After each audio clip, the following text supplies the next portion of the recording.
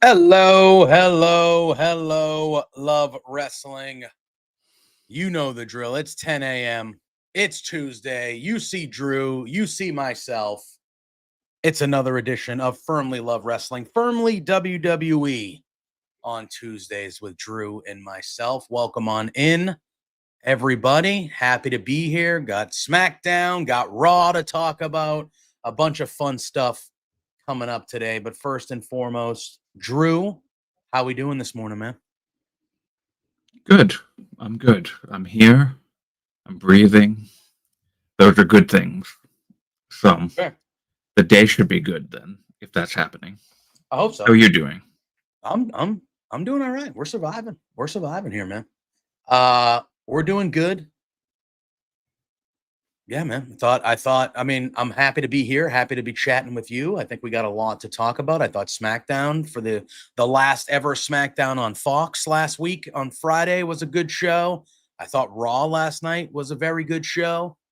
They're moving forward with some angles as we approach Bad Blood in a few weeks here. So I'm excited to kind of get after it and start chopping it up and chatting about it with you.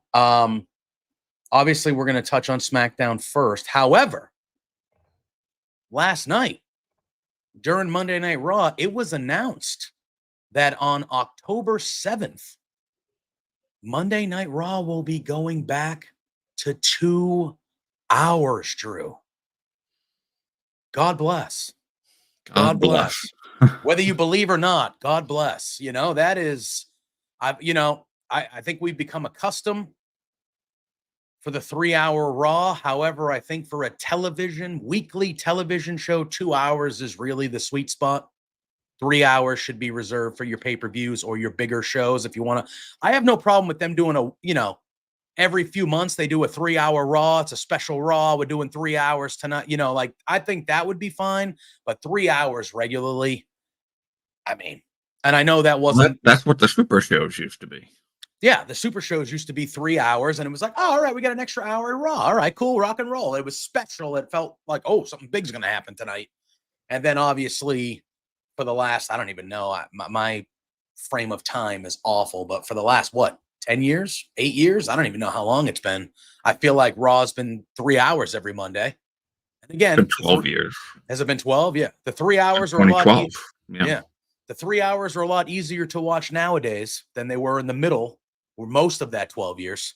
But still, on a weekly television show, 3 hours, and me being selfish and on the East Coast, like 8 to 11 on a Monday, like that's a lot of time. Kind of torturous sometimes. That's a lot of time. Yeah, that's a lot of time. So big news out of WWE that Raw will be heading back to 2 hours as they prepare to hit Netflix at the start of next year. They're going to go back to 2 hours for the last quarter of the 2023 year. So that is some big news there. So I wanted to touch on that because and hopefully it stays 2 hours on Netflix.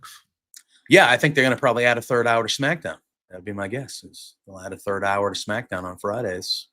I mean, I hope not, because the rumor was that Triple H wanted to go back to 2 hours for a while on Raw and just have 2 hour shows, which I think they should do. Look at 3 hours should be, like I said, for pay-per-views or special events. Well, given I don't want to do this, but I'm going to do it. Money is money, Drew. Money is money. If they can make more money, they're going to make more money. There's that other company that we cover that does a show after SmackDown. It's true. It's true. I can definitely see them going, hey, you know what? Let's throw another hour onto SmackDown. What the hell? You never know. You never know.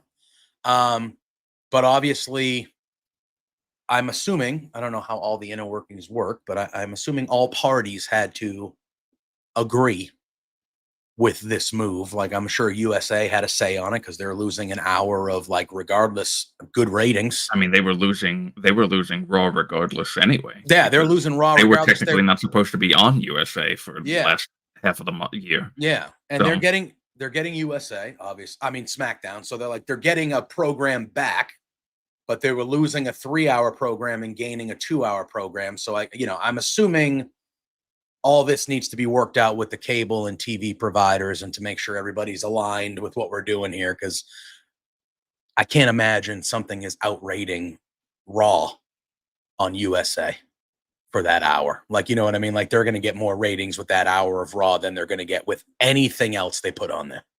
So I assume there had to be some sort of, their USA is already losing a primetime Monday slot that they've literally had for the majority of 35 years or 30 years. I mean, I know it left a little bit, went to Spike for a little bit, Raw, and then it kind of Spike TV when that was around, and TNA. UPN also, right? Or was it SmackDown? Was it UPN? I thought, yeah. But so there's been small segments where Raw wasn't on USA, but USA in the States has been the home of Raw for basically the whole time Raw has existed.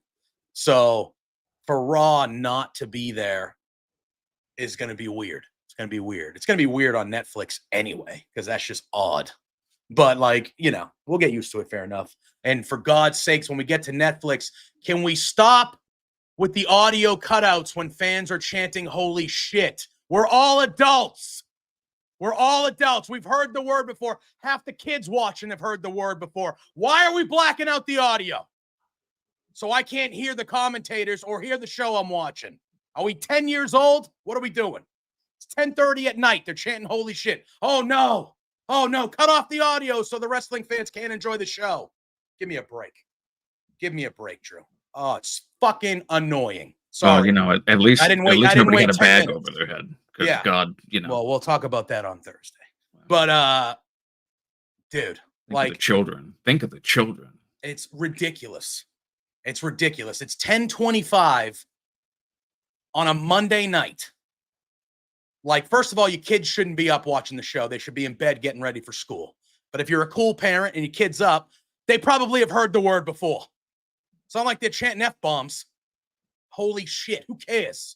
The hell you need to black the audio out for? On USA. Fox, fine, basic cable, I get it. USA, I got to pay extra to even get your channel. You do what I want for you.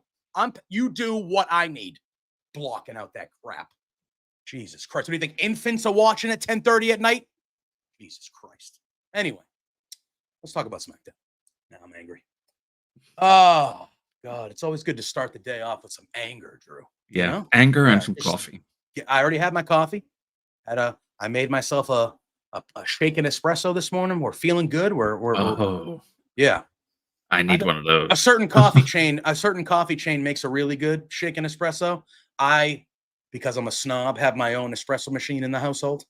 So I'm jealous. I can make myself. So I made myself a quad shot shaken espresso with some. No wonder why you're angry already. And a little bit of pumpkin, pumpkin syrup. That's right. I'm in the mood. I'm a bougie bitch. It's fall. Close. It's close. Basic white. We're both basic. That's what we do. 100%.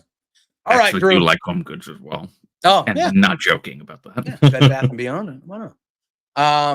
All right, SmackDown.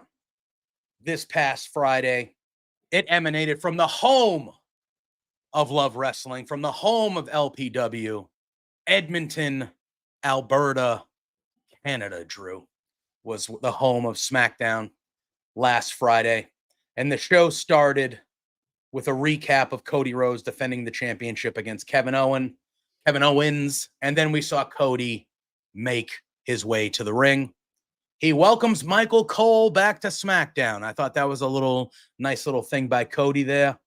And then he said, the first thing I got to take care of is I need to invite, here we go again, Drew, the one thing that nobody wants Cody to be involved with anymore. We got to bring the bloodline back out. And Solo Sikoa, who Cody himself on Friday told you that Solo Sikoa doesn't matter. That they're now doing this into the storyline, Drew. He gets in the ring. He calls the bloodline out. Solo comes out. Solo gets in the ring. He asks Cody if he's done playing around. Are you done running your mouth? Says, I could have beaten you at SummerSlam if it wasn't for Roman Reigns. So I deserve a rematch. Cody agrees. He says, yeah, there should be he says, hey, he goes, next week, it's a season premiere of SmackDown.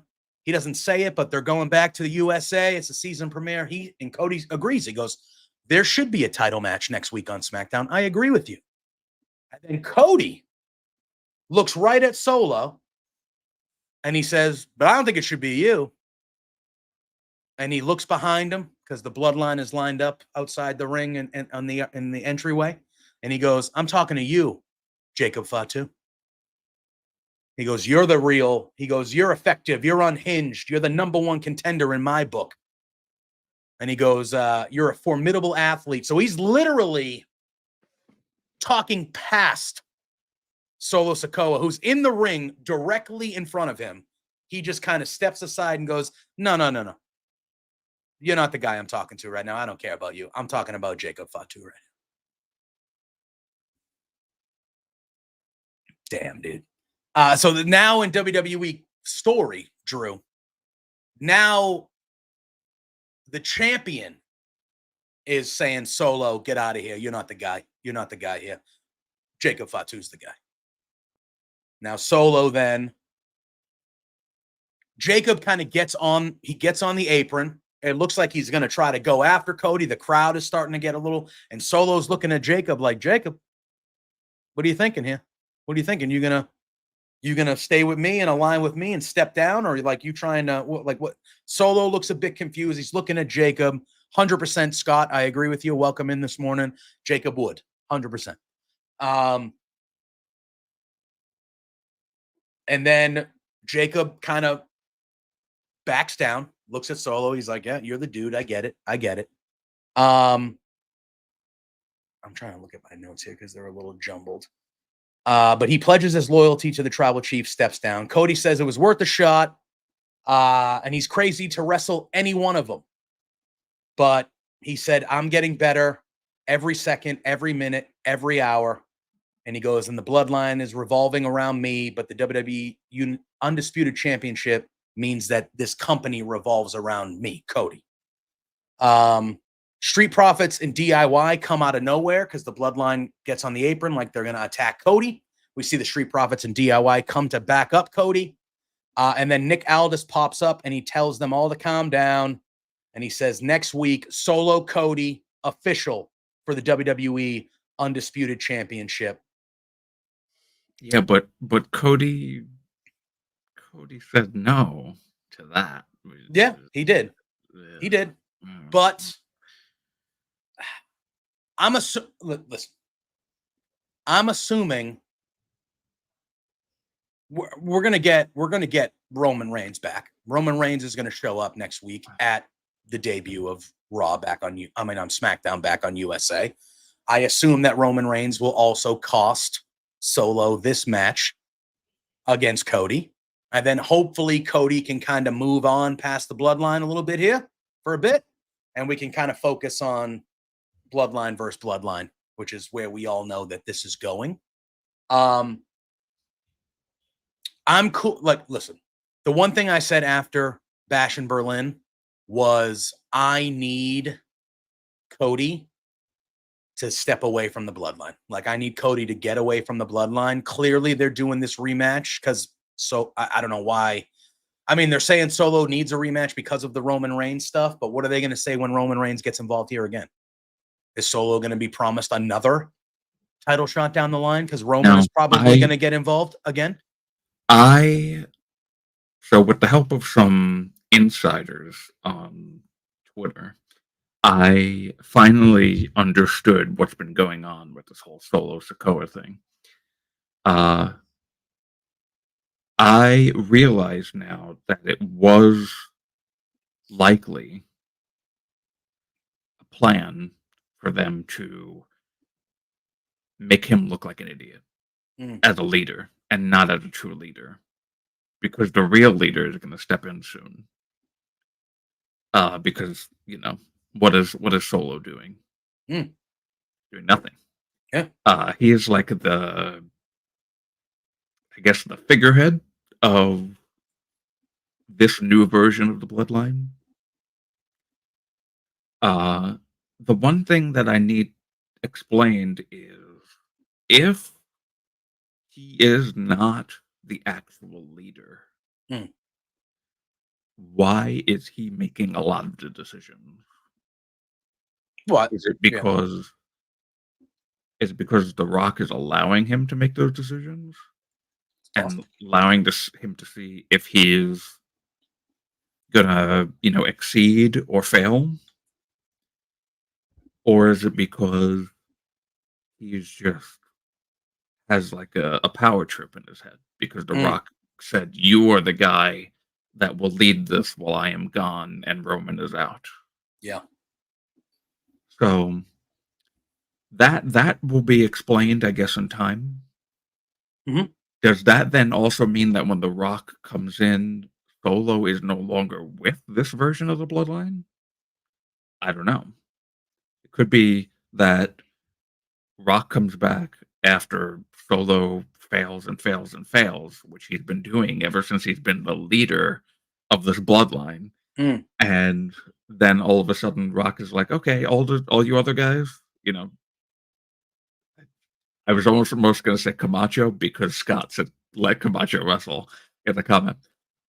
If Tamatonga and Tongaloa and Jacob Fatu, when The Rock comes back, Mm. he's like, all right, you three, take this guy out. He's done. And then maybe Solo turns face again. I don't know. Maybe. I don't know. We'll have to kind of see how they do it because I feel like even though it's kind of by design, I feel like this bloodline thing has been kind of damaging to Solo. Oh, incredibly. Like Uh I have said, leading up to SummerSlam, I said I really like this new version of the Bloodline.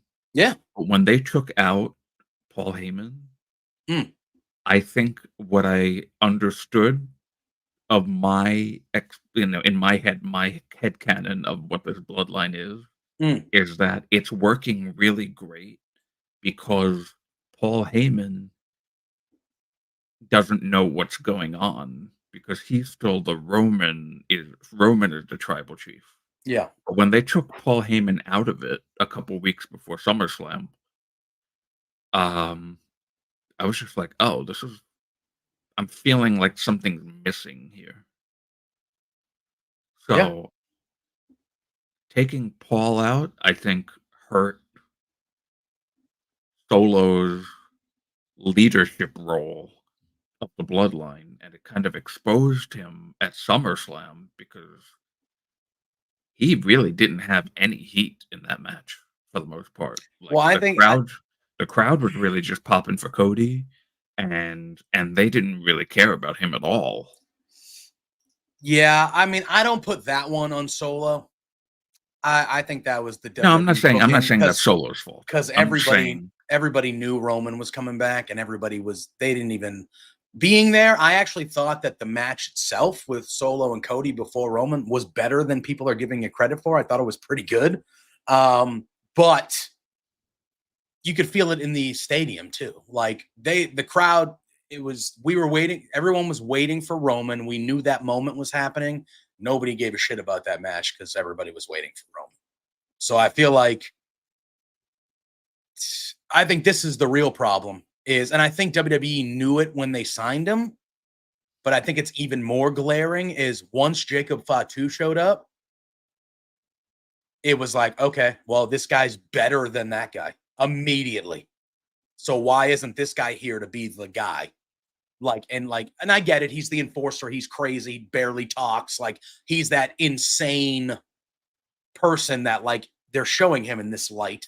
But I think Fatu showing up and Fatu being that good immediately and being like, holy crap, like this guy is nuts. Like with the stuff he could do, I think that immediately overshadowed Solo. Immediately. And again, a little bit of it by design. But I think it immediately overshadowed Solo, and it was just like everybody was just like, okay, well, we want to see this guy. This is the guy we want to see. This guy should be the leader. Like Solo, you are like you can't even do half the things that this guy does. Like it was, I think Fatu has really made. Oh, there he is. Fatu has really made. And now we're to the point, Drew. Like I said before, we kind of move on to the rest of SmackDown and get into Raw. Like now they're doing it on screen where Cody is overlooking Solo and going, "Nah, dude, Jacob Fatu's the guy I want to fight because he's really the most important part of this group." Like now they're starting to do it on screen where Solo's like, "Bro," like, you know what I mean? Like, and I think I'm very interested to see what they do with this version of the Bloodline once Roman takes them out. You know, like, is it definitely The Rock that we're going to find out is the real leader of this, and then it changes a little bit and puts some more, I don't know, because right now I think it's hard to look at that group and not feel like Jacob Fatu is the guy, that he should be the guy running the group. He's the best guy in the group. I don't even think it's close. Yeah, well, and that was, I believe, I remember reports coming out that they didn't want Jacob Fatu and Roman even having something yet because they wanted to save that for the poor guy. They wanted to save that for down the line too. They didn't want them to have an attraction because they knew that him and Jacob Fatu were more of a thing. And more exciting than him and Solo. Yeah, so. and they teased it. Jacob Fatu was the main guy that took Roman out, and we haven't seen Roman since. So like they've definitely teased it, and it makes me feel like we are going to get that Roman Jacob Fatu potential one-on-one, maybe even before we get the Roman Solo one-on-one, just because of the way that they plan that out. Oh wow, look at this. Lawrence, breaking news in the chat. He got his 23andMe back, and he has a 1.033% oos in him, and he is the new tribal chief. So now we know. I acknowledge Lawrence Cartier as my tribal chief. There we go. All right, we continue along the show. We then had Bayley going one-on-one with Tiffany Stratton. This match ruled. This was a really good match between Bayley and Tiffany Stratton. This was preceded by a little backstage thing where Pretty Deadly were hanging around with Tiffany Stratton, talking about the Pretty Deadly, the musical later on in the night. We see Nia Jax roll up. Pretty Deadly gets the hell out of there real quick. They're like, nope, we're not dealing with this. And Nia Jax talks to Tiffany about, hey, everyone's talking about you trying to cash in on me last week. And Tiffany Stratton was like, no, I wasn't doing that. I would never turn on you. Like, this was about Chelsea Green and her spreading lies. And Nia then tells Tiffany she'll be in the corner tonight. And then we get Bayley and Tiffany Stratton. This was a really, really good back and forth match. Very enjoyable. Nia Jax came to ringside, but a little bit later into the match. And there was a little bit back and forth. Tiffany tried to hit all her moves there, but Bayley reversed, and Bayley hit a rose plant in the end to get the victory over Tiffany Stratton. Now, this is just one match, and it's Bayley, so it's different. But I do not want them to go down the road that they always do, where just because you get the Money in the Bank briefcase, you can lose every match. You want her to lose to Bayley and Bayley's return match since she lost? Fine. I'm cool with that. Like, it's Bayley. All right? Like, that's fine with me. I don't want to see Tiffany Stratton going 3-20 over the next 2 months until she cashes in, because I want her to be on a roll. Like, I want her to look presentable. Since she won that briefcase, has she even had a singles match before this? I think this might have been the first. She might have had one other one. I can't remember, but I think this is one of the first matches she's had since she's definitely fought, because she was in the what was Money in the Bank? July? Right? June? Was Money in the Bank before or after July? It was July. King and Queen in the Ring. It was before? It was after. Right? It was after. Yeah. So maybe, July, I don't know. I think. Bub. Oh no, June was Money in the Bank. July was King of the Ring. Look how handsome this phone is. I Look how believe. handsome this phone. Oh, you see? Oh yeah. But yeah. Okay. But I don't remember her having a match at SummerSlam. She did not. She did not. She just did not have teased the cash in. She teased. Yeah, she was down there when Nia won, and yeah, stuff like that. And then she obviously a week ago, not this past Friday, but the week before, she kind of teased it. Or was it? Yeah, when it was against Mi Chin, she came out to help Nia in that street fight they had a couple weeks ago, and then they were both kind of down, and she was like, "Should I?" And she was like, "Should I? Should I? But she didn't. But yeah. Oh, you just bit me, you bitch! Wow. Talk about a turncoat over here, son of a bitch. You see that? Unbelievable. Look at this. I'm not. No, don't look at me. Turncoat. Ungrateful. All right. We then have another backstage interaction with Kevin Owens and A-Town Down Under. They're taunting him, saying that, he proved himself right against Cody and mocked him for not helping with the bloodline earlier when Cody was out there. KO calls them morons, says that he and Cody are just fine, just like they are. Kind of, planting the seeds of doubt some more. And since he had to fight his friend Cody at Bash of Berlin, they should do it too. And he says, later on tonight, let's have ourselves a triple threat match. He goes, me and Cody fought. We're friends. You guys are perfectly okay, right? Everything's peachy, hunky-dory and A-Town Down Underworld. Let's have a triple threat. You guys can fight each other just like we did. I thought that was really good. And he did a little Wayne Gretzky reference, Edmonton, stuff like that. Nick Aldis makes it official. He's going to go talk to him, and that's what we do. Pretty good. We come back from commercial. We see Legado del Fantasma hanging out. Santo Escobar they're kind of celebrating beating up Baron Corbin and Apollo Crews from the week before. And Santos Escobar shows up and says, stop being happy. Stop being happy. He basically says he rags on them for celebrating. He tells them not to be shocked by success because victory is who they are, blah, blah, blah, blah, blah. And then isn't he the anti-fun police? Yeah, Jeez. Because guess what? He didn't win his match. So if he's not happy, then nobody's happy. All right. Oh, you guys won your match? Well, I didn't win mine. So what the hell are you celebrating for? It's about me. It's about me. All right. Oh, boy. We then had Drew. I'm going to be honest with you. This was one of my favorite things that happened on SmackDown. This was one of my favorite absolute. Oh my God. I thought it was what a great debut. I loved it. Everybody's talking about it. If he would have lost and if he would have won and beat up Apollo Crews in 5 minutes, you know how many people are talking about him today? 0.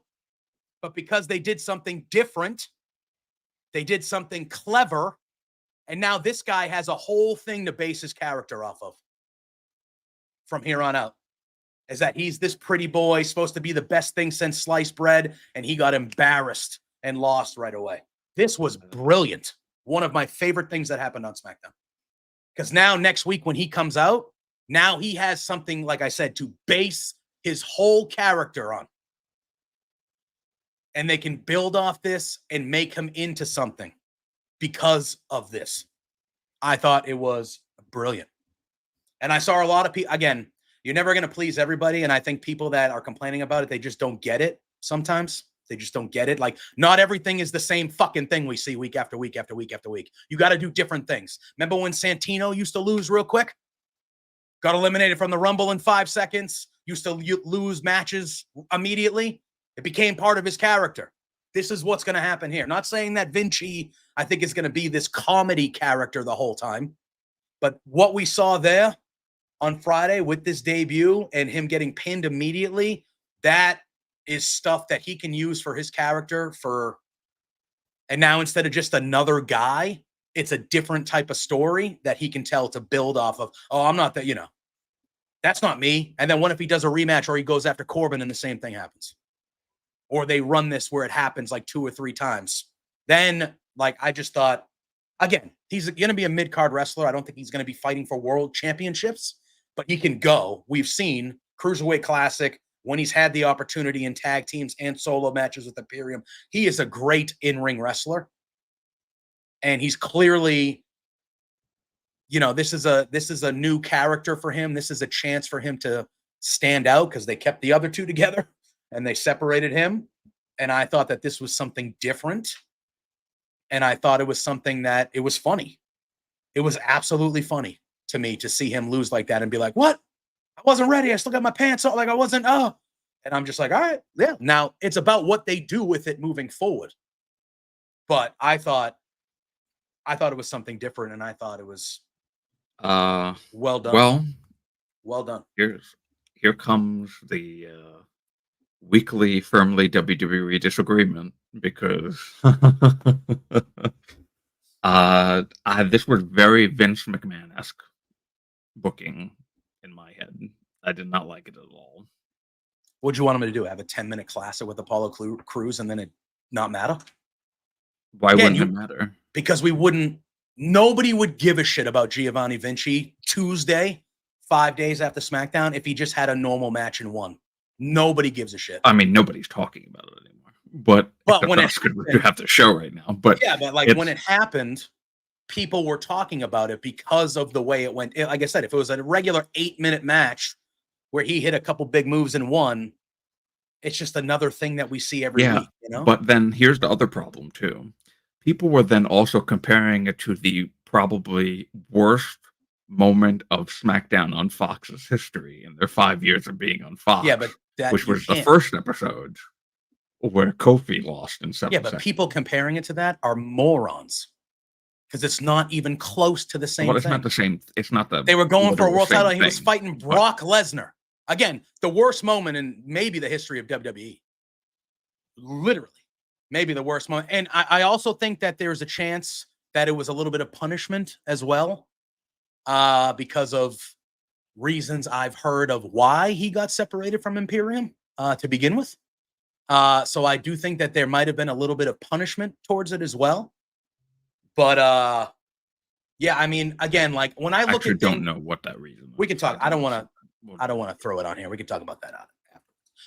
But again, I'm not going to sit here and pretend I have. Or if somebody just wants to type it in the chat. I'm not going to sit here and put it on screen. That'd be great. I am not going to sit here and pretend that I am a dude that has sources or anything like that.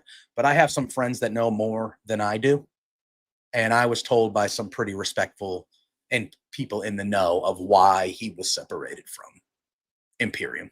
Anyway, so I think there could have been a little bit. I don't know. All in all, it's a mid-card messy. Yeah, we'll leave it at that. We'll leave it at that. Messy. No, not the soccer player. But here's my thing. At the end of the day, do I think Giovanni Vinci is going to be someone that like matters in the scheme of WWE television? Probably not. But I think it's okay to do different things every so often. And everybody was expecting what? Oh, this is the debut. They're going to make him look good. He's going to wrestle. It was on Twitter. He's going to wrestle. He's going to have a good match. He's going to look good like a new, they're going to present him like they do every new guy or every new, all right, he's going to beat, it's Apollo Crews. That's a guy that can lose. It doesn't matter. And they completely flipped the script. And it was like, oh, okay. Well, that was different. He just got fucking beat in 3 seconds. And it was like, what a fool. And then if you can maybe build the character off of him being a fool. Okay. Can you just type really quickly a sentence in the private chat that tells me what it was so that this way I can formulate an actual like opinion on this? Because I don't want to be like, oh, okay. Yeah. So, all right. So that's not the worst thing. I thought it was like something worse than that. No. If it was something worse than that, I don't think he'd be with the company anymore. But that's why he's on a different show now. Although they put him on a show which doesn't make sense. But that's why he's on a different show. And that's at least what I've heard. I'm not going to say definite. Okay, so listen. The Giovanni Vinci character was a somewhat okay NXT 2.0 gimmick. Yeah. Okay. And then when Triple H took over and he was like, well, let's not anymore. let's like actually make things matter and make more sense and make things Yeah. good again. Um, they took him back and put him with Imperium, Mhm. and fine. I never saw Imperium as Imperium again, with them all having different names. And Walter at that point was already Gunther. Mhm. I was like, this is not Imperium. What are we doing here? But anyway, um, Giovanni Vinci is never going to get over on his own with this NXT 2.0 character. Was It's fair. not gonna happen. My real gripe with the NXT era, for the most part, even when it was black and gold, not just the 2.0, but even when it was black and gold, is that crowd in wherever they are. First it was Full Sail, now it's the whatever, like CWC, whatever it's called, the Capital Wrestling Center, right? Do Even they though it's still a call it that? performance Yeah, center. something like that. Yeah, something. My problem with that crowd is that they are given a false sense of, I don't want to say power because it's not like it's power. That they're given this like false sense of, I'm just going to say power, even though it's not really the word that I mean, where they feel like they're the ones that are going to decide who's over and who's not It's fair. Yeah. because they go into business for themselves all the fucking time. So I know we were way after 10 minutes, but I had to look at the time after I said that. Um, so, everything that gets over in NXT has, I'll say, before Triple H took over, something that got over in NXT, if Vince had his hands on it, maybe 40% would transfer to the main roster and be successful. Now, I think it's a little bit more, it's a Oh higher yeah. percentage. Yeah. So I know that now when they start traveling again, which I've been desperately wanting for NXT, uh, it's going to be, we're going to see what really sinks and swims Mm-hmm. on NXT, Hundred because percent. it ain't going to be the same 350 people that make it you know, their calling in life to go and sit in an NXT show and chant for something and boo something. So, um, there you go. Lawrence put it in the chat for everybody. There it is. So, I'm not going to having said mention it all on that, air though. But yes. having said all that, uh, Giovanni Vinci, Fabian Eichner, was his real Yeah, fucking name, that's his real name. not this Giovanni Vinci crap. I don't want, if this was a punishment thing, whatever. I don't really think that needed to be an on-screen punishment. That could have been a backstage thing, or maybe you just don't promote him for a while instead of giving him whatever this was. Um, but you don't want the reason why I mentioned the thing that I mentioned was because that is legitimately a stain on this company's history. Yeah. And anything that can be harkened back to that, I just don't think that whether everything. it's whether it's similar or not. I mean, the way that, like, if I was going to ask you a hypothetical question, do you care more about seeing what happens to Giovanni Vinci's character now because of what happened on Friday, or if he would have had a 6-minute nothing match where he hit 3 moves and beat Apollo Crews? I'm being honest. I How would you want to be? Would you, again? And we've spent way too much time on fucking Giovanni Vinci, but like, do you, what happened last week, whether you liked it or not, the 3-second, they're going to play off that coming into the character now, right? They have to. Is there more intrigue with seeing how it plays out with what happened this past Friday, or if he would have had a 6 to 10 minute match with Apollo Crews and just hit his handful of good looking moves and got a victory? Like, what would be more intriguing to see at Giovanni Vinci? To see, oh, what are they going to do with that? Because he just got lost in 3 seconds, or oh yeah, he won a match, like, just kind of didn't matter, kind of like. for me, I'm not interested at all at this point. Okay, that's fine. But I'm saying to the general public and to in general, a lot more people want to see what happens to him now because of what happened last week than if he just would have won a match like every other fucking new person we ever see that comes up or changes their character. Oh, a showcase match, great. I You mean, know he what I didn't mean? have to. He didn't. I'm not saying that he had to win. No, but I think the way they did it was different. We haven't seen something like that in a long time. So now, again, it depends on what they do with it now. If he shows up on Friday and they don't really do anything with it, and he just kind of whatever, then that's them fumbling the bag, in my opinion. If he shows up on Friday and he loses another match similarly, or he's getting made fun of by all the guys in the back, and it's kind of turns into a state like a little bit of who he is as a character, and they build off something like that. That's way more intriguing than, oh, here's another rebranding of another wrestler that we've seen 100 times. Oh, he's going to beat. Okay, great. Oh, that's a cool finisher. Cool. But that's what wrestling is, though. It is, but wrestling is also what we saw last Friday as well. That has happened. Think about how many Razor Ramon lost to the 1, 2, 3 kid. Like so many things like that happen. It's just, actually, I don't think that's a good comparison. It's not. It's not. But how many times did we, like I said, Santino Marella became a guy that the crowd was rooting for to win the Royal Rumble and beat Daniel Bryan at Elimination Chamber for the world title. And he became that guy because of situations like this and him getting eliminated in the Royal Rumble and him being funny and him he became that guy because he was this character for so long. Now, I'm not saying Giovanni Vinci is going to turn into Santino Marella. I'm not saying that. But I'm saying it's okay to have different characters dealing with, again, there's just, I don't think that Scott's comment is really kind of how I feel about it. I don't need that. I just think you guys are dwelling on the past way too much. The past is over, man. We're not in the fucking past anymore. Past is gone, man. Put out to pasture. Netflix still wants us to think about it, but it's been put out to pasture. Like at some point, we need to get over, oh, well, that's how they used to do it. Okay, well, how they used to do it ain't fucking around anymore. It ain't around anymore. Listen, I'm okay. I will say, so we can move on, because again, we have 15. Yeah. But that's what you get here when you come to Firmly WWE. We have 15 minutes on Giovanni Vinci.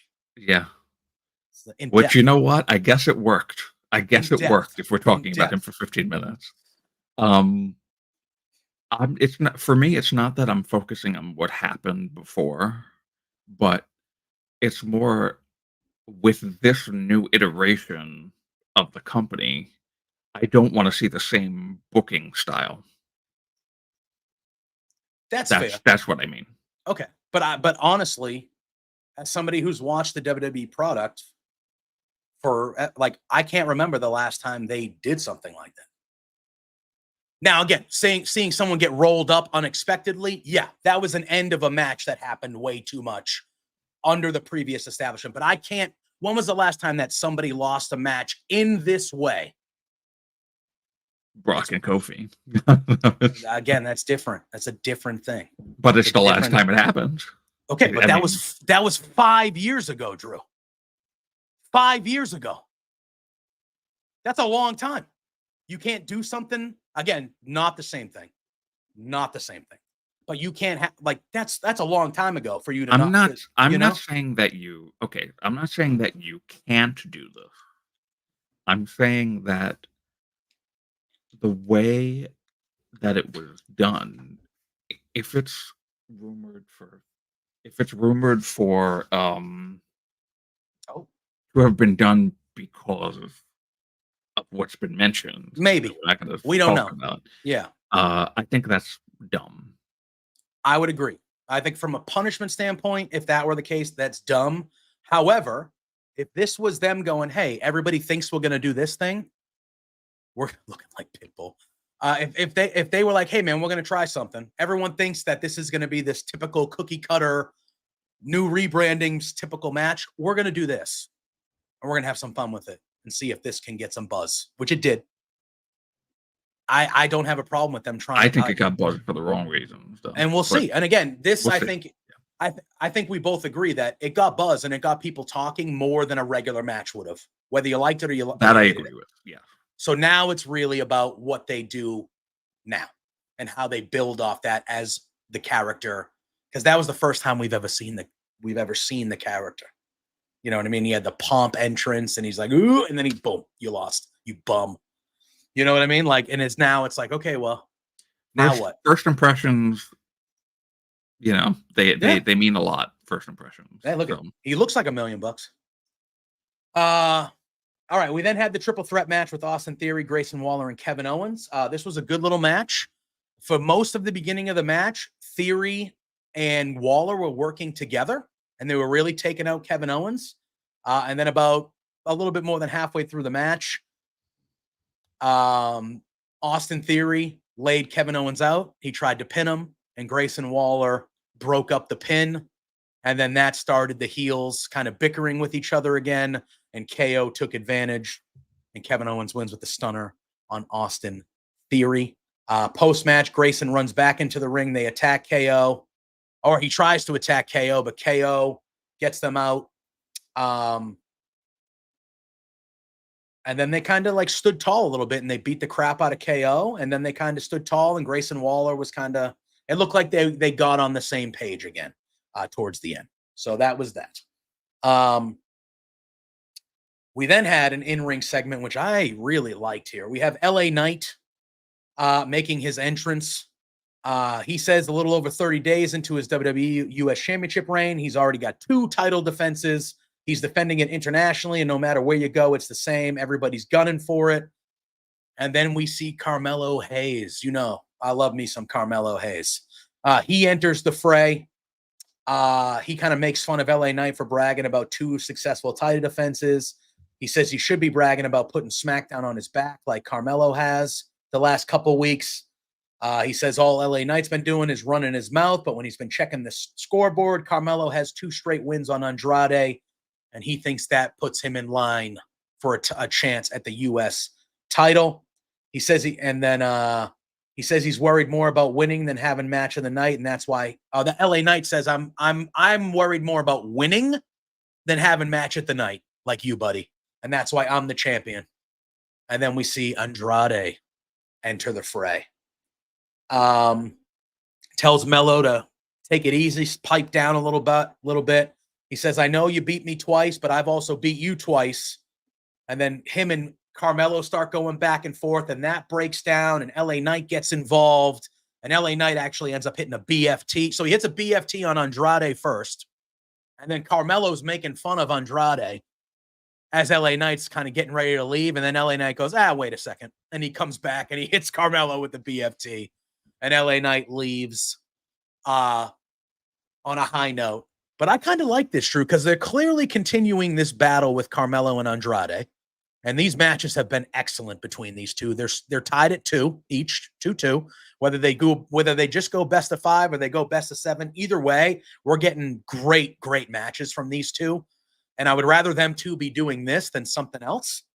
But I kind of like this feud getting involved with because now it's like, do they do a 3-way or do the winner of the series get LA Knight? Because now he's attacked them both. So is a 3. I like the idea of a triple threat match where 2 of the dudes are feuding with each other. Because now you're going to have both these guys going after the title, but they can't stop going after each other. It's kind of like the Hangman Swerve aspect, almost, not to that extreme. But you know what I mean? Like when they had that triple threat with Joe, they had their own beef that was almost bigger than them going for the title. Obviously, this is a mid-card title, but I'm getting the same vibe here, that they both want the U.S. title, but their obsession with one-upping each other is almost more important to each of them than actually going after the U.S. title. And LA Knight's just sitting there going, all right. So I kind of like the little tease of like this. I like this trio. I think these 3 can have some banger matches. But I like this segment, Drew. I liked involving multiple feuds or a feud into a different story. I really dug this. I thought it was really good. Yeah, it's certainly becoming triple threats are certainly becoming a thing lately in this company. Yeah, it's happening a lot. Listen, again, yeah, which I don't hate. No, they know how to book. They have good ones. They know how to book them. I like it. So, and yeah, like you said, these three they'll put on some banger matches. Oh my Absolutely. God, yeah. So I think that, um, yeah, it's going to follow the similar path as Swerve and Hangman, like you said, where Mhm. they're going to be involved in that triple threat, and neither of them are going to end up winning because they're going to just continue trying to one up each other, Yep. and LA Knight will end up winning. Yeah. So, Yeah. which is fine because then they Of can do course. their blow off after that, Yeah. and then that'll be the final match, assuming Yeah. like that they And just then if keep you it really, to 5 matches. yeah.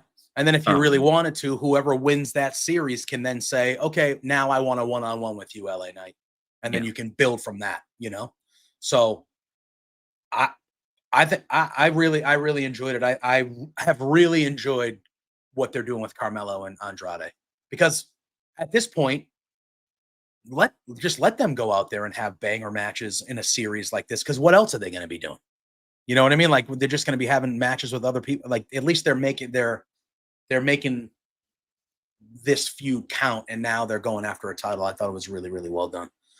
We then had Chelsea Green versus Mia Yim. This was a shorter match, but Piper Niven was at ringside, and she got involved towards the end here. And Chelsea Green hit the kill switch on Mia Yim and got the pinfall victory.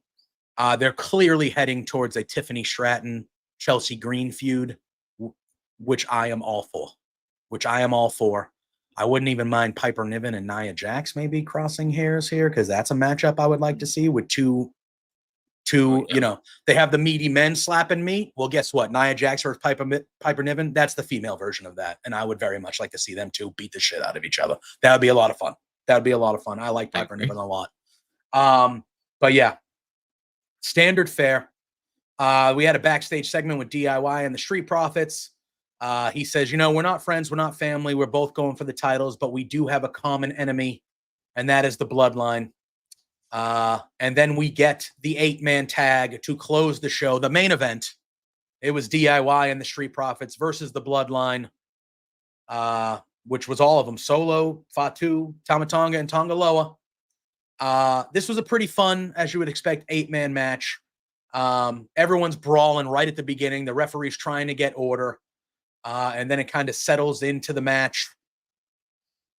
And Tamatonga and Jacob Fatu, towards the end of this match, Jacob Fatu tags himself in and he becomes the one-man wrecking crew that we're used to. And he basically takes out the whole team of DIY and Montez Ford.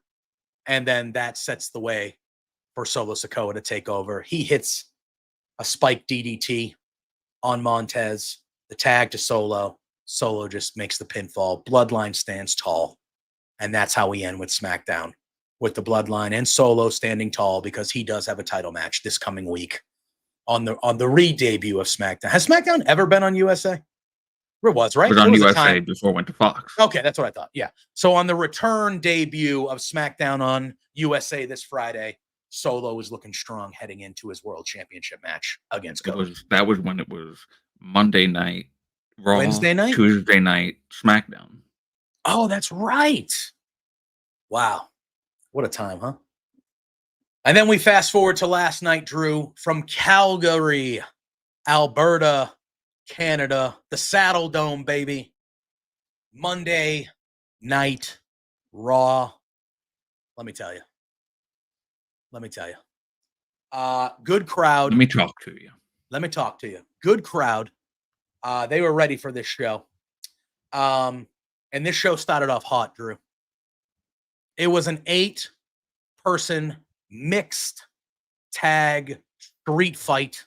It was American made. The Creeds, Ivy Nile, and Chad Gable against the Wyatt Six, who was Dexter Loomis, Eric Rowan, Joe Gacy, in the official Wyatt Six wrestling in-ring debut of Nikki Cross, because we have not seen her wrestle yet. Yeah, that's right. And I loved how this started, where they were all staring at each other, and Ivy Nile got in the ring first, and Nikki Cross just got right in there and went after her first, and then the brawl. I liked them having that little quick moment where it was Nikki's like, go get him, girl. And we found out over the weekend, or, within the last week or so, that Nikki Cross has signed a contract extension with WWE, so she's not going anywhere. Love Nikki Cross. Good. Let me around here. tell you before you get into the meat of this match. Oh, Um,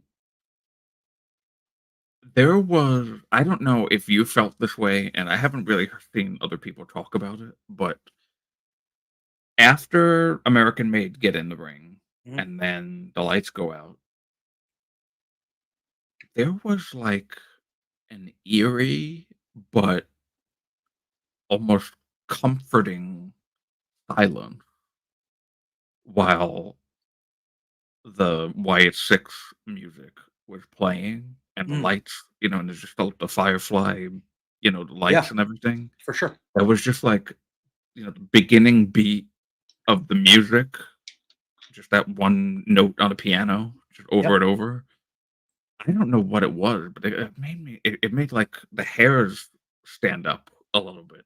I would have loved to have been in that crowd for that because it just felt like especially when it went into the rocking chair and Yeah, the and lantern the on the lantern. rocking Yeah. chair, and there was just this silence. It was like an in memoriam to Bray Wyatt almost, like, just how silent the crowd was before the Wyatt Six came out. That was just it was almost emotional in a way, just, like, looking at the chair with that quietness and Bray because we're Bray's music, but now the Wyatt Six music.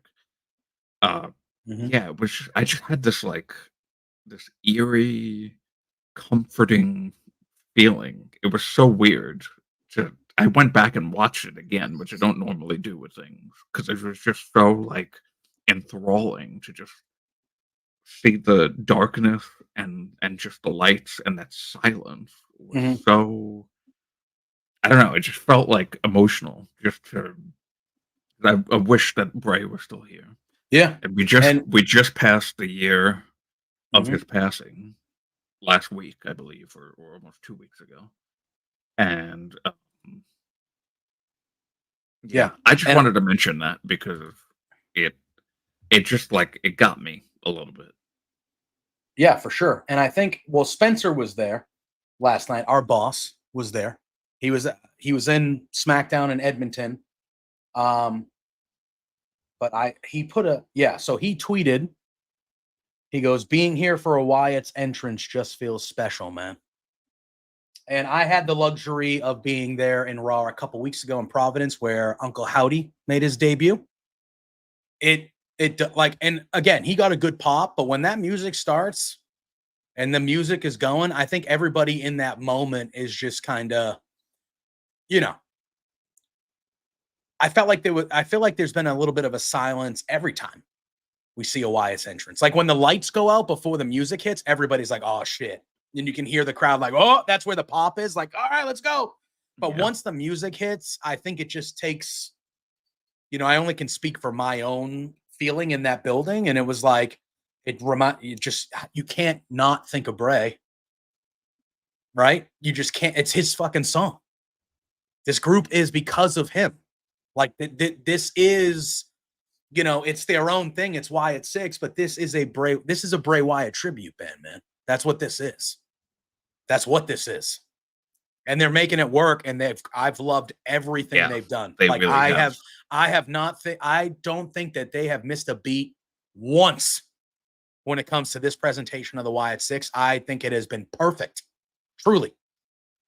But it's a Bray Wyatt tribute band, man. Like that's what this is. Like you can't, the way they're doing it, the way they're talking about him, the way they're referencing him. They have the rocking chair, they have the lantern, they have the music. Sorry, he looks and sounds so much like Bray. But Bo openly talking about how Bray is who he hears and Bray is the prophet and Bray, he cuts that video last week on Raw in that segment where he says, like, I hear you. It's been 300 and something days since my world crashed, but I hear you. I am you. I am leading what you wanted me and what you wanted to do.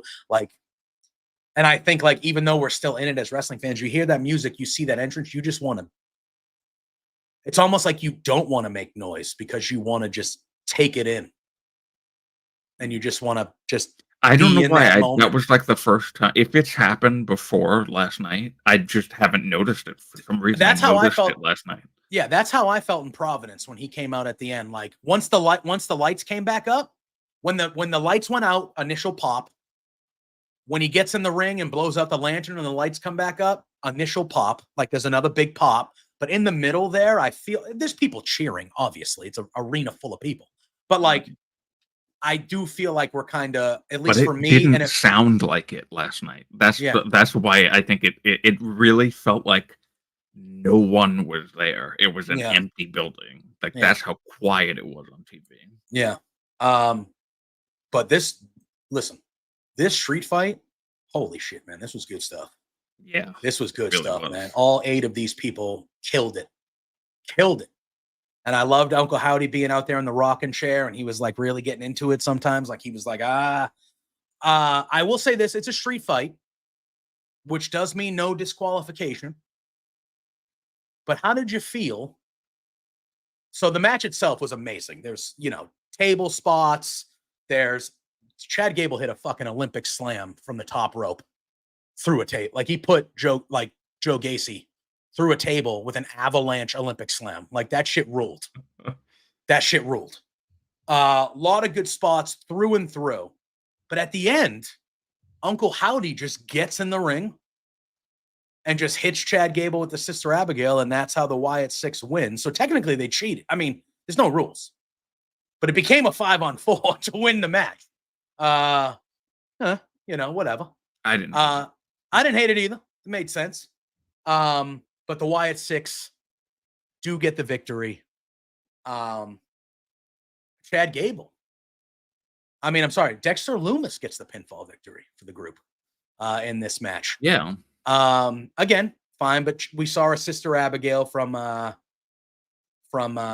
Uncle Howdy, and then Lumis hit an off the top dive for the victory. Hot opener. Can we also talk, by the way, about how so far every Sister Abigail has been sold incredibly well by the person taking the move? Yeah, Like, it's been mainly holy Chad. shit. Yeah, it's been mainly Chad Gable most of the time, but like, yeah, it's looked incredible. It's looked incredible. Well, it wasn't Chad Gable last night. No, it was one of the Creeds, right? It was Julius. I think it was Julius. Yeah, Julius, and he took it And, right on the top of his head. Right on the top of his head. It looks so brutal. Yeah, unbelievable. No, I thought it was on Chad Gable. Was it not? No, I thought it was on Gable maybe it last was. night. At least Dexter Lumis hit the dive and pinned Chad Gable. I thought. Was I wrong there? I wrote that in my notes.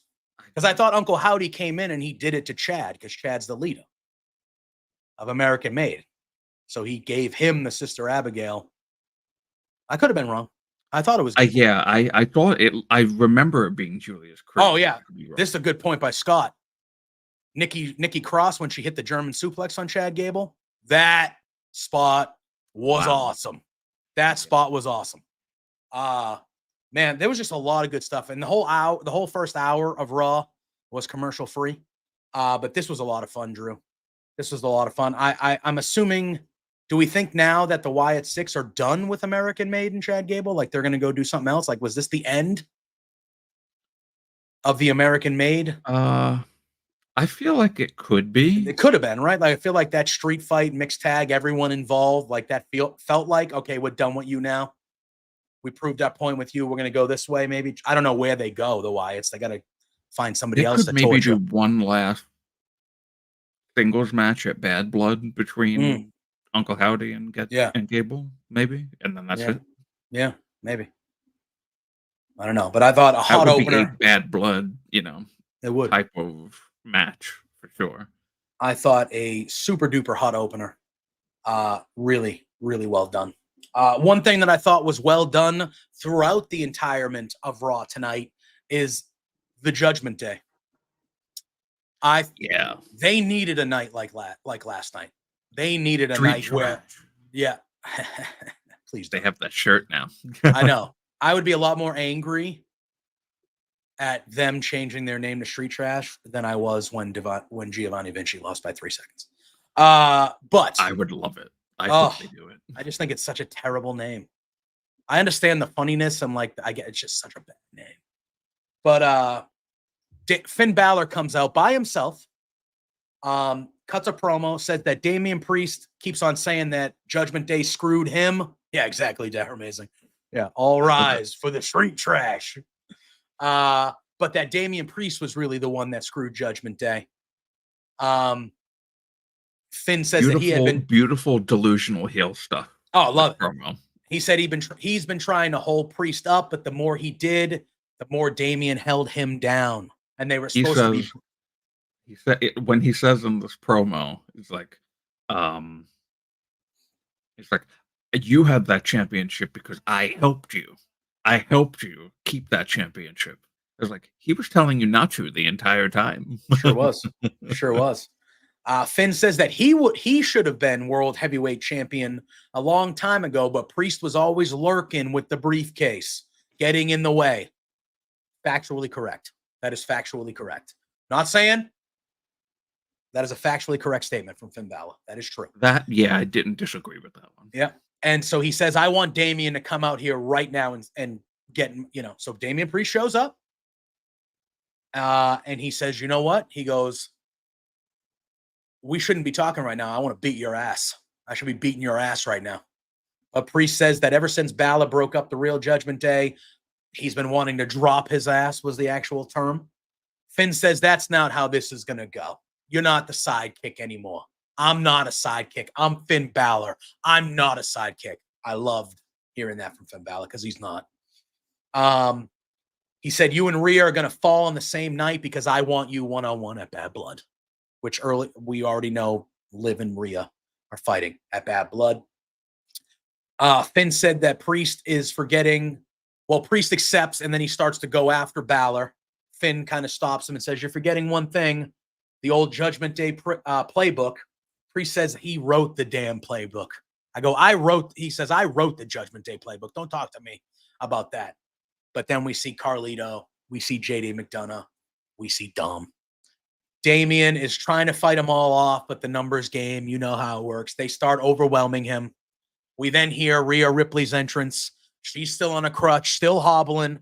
She makes her way down to try to save Priest, but Liv Morgan is right behind her. And she hits Liv Morgan. That was what I loved about this, because there's that usual that typical trope of they don't see the bad guys coming, the dumb baby face stuff. But there was no dumb baby face stuff in this. Rhea knew.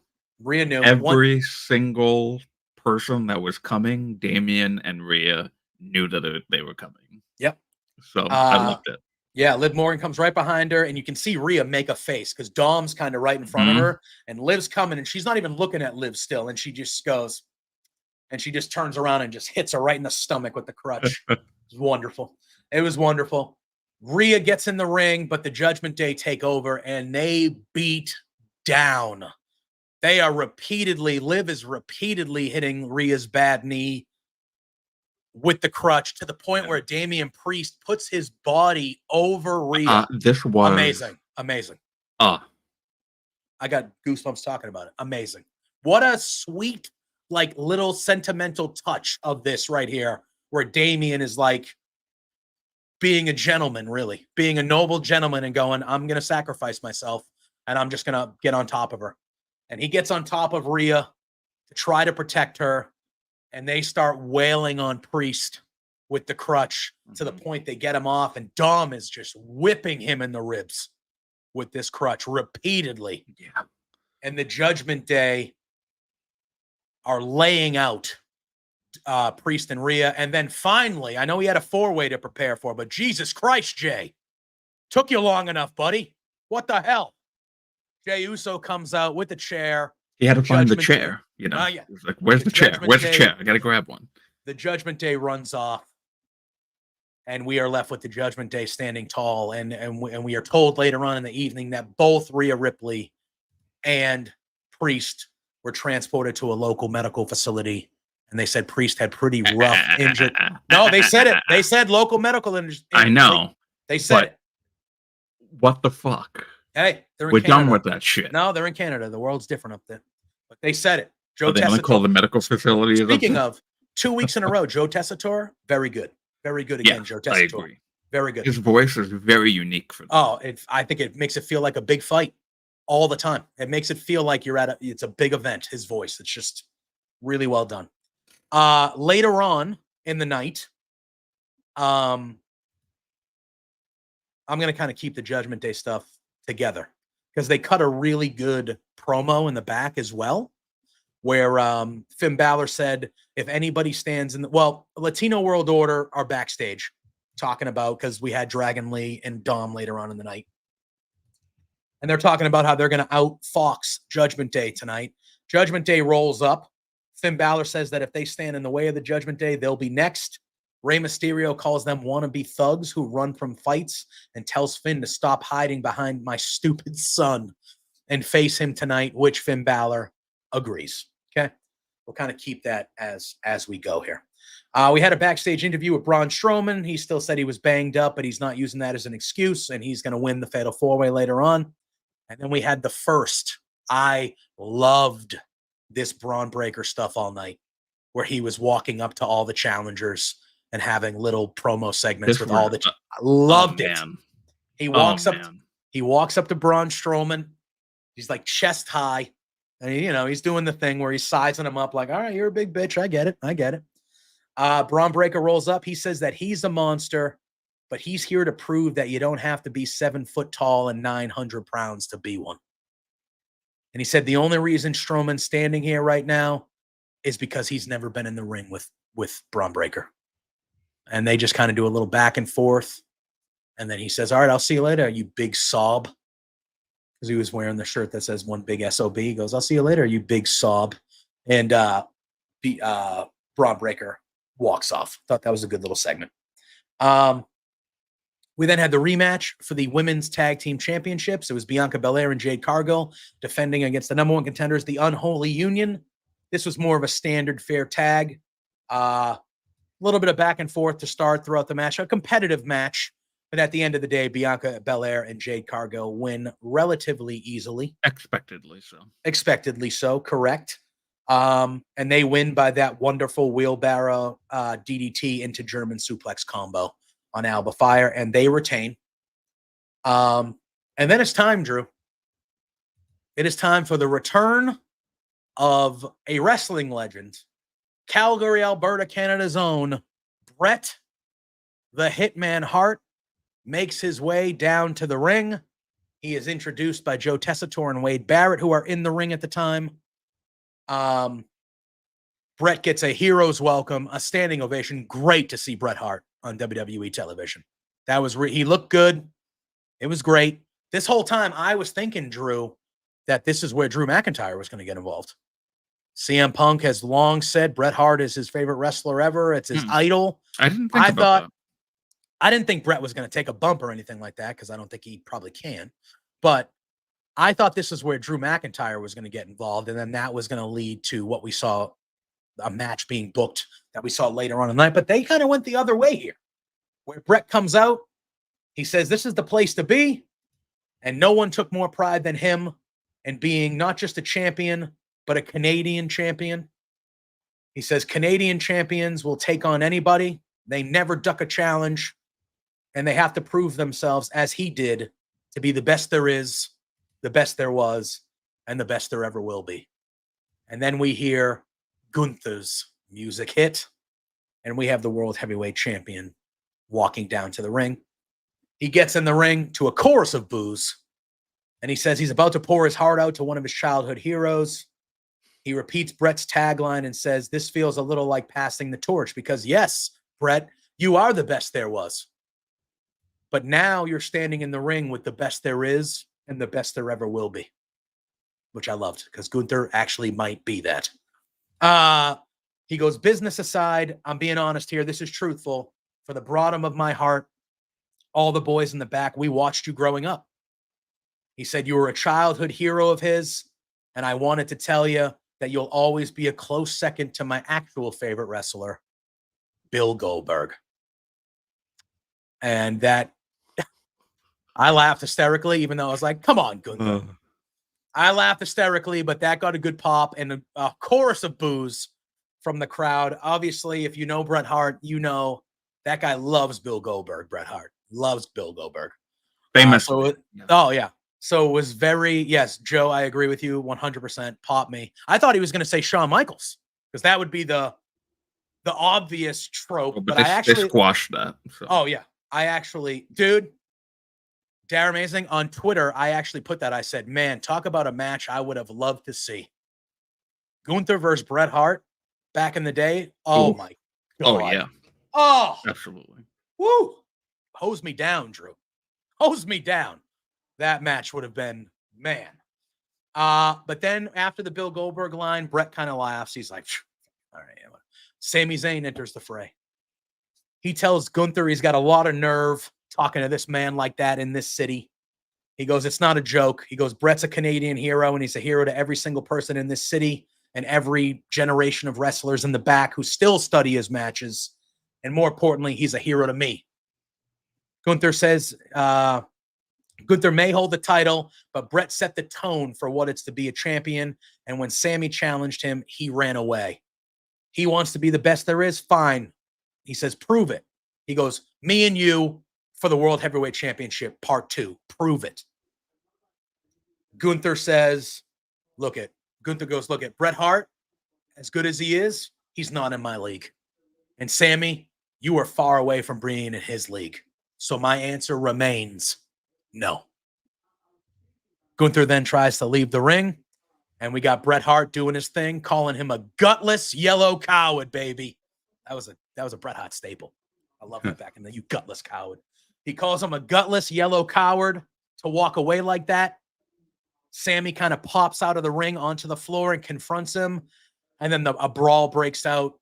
It eventually gets stopped by referees.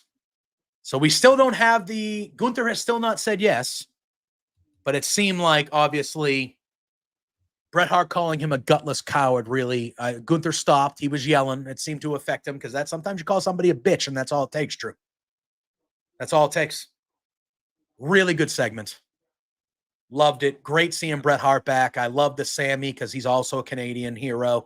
I love the tie-in. I loved how they weren't shying away from like everybody growing up watching Bret. Like I thought it was really, really well done, and I thought it was a good way to get to the eventual Gunther kind of breaking and saying, "Yeah, I'll fight you."